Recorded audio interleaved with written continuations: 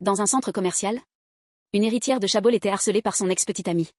Une tasse de café se renversa hautement sur ses escarpins. D'une valeur de 10 milliards de wons.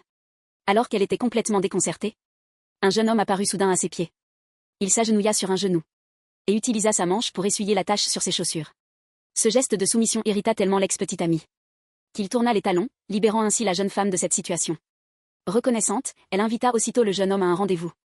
Mais le jeune homme regarda les sacs de luxe exposés au comptoir et refusa sans hésitation. 저거 다 팔아야 돼서. À peine eut-il fini de parler que la femme sortit sa carte noire en or et acheta tous les sacs de marque. Le lendemain, impatiente, elle se rendit chez le jeune homme pour demander sa main. Les parents de ce dernier, surpris, voulurent connaître son métier. 재벌일까요? En voyant leur expression stupéfaite, il était évident que cette union ne dépendait plus d'eux. Leur rencontre avait eu lieu à la suite d'un incident imprévu. Sarah était née dans une puissante famille de Chabols, destinée à devenir l'unique héritière du groupe. Mais le divorce de ses parents lui avait apporté un frère, sans aucun lien de sang avec elle.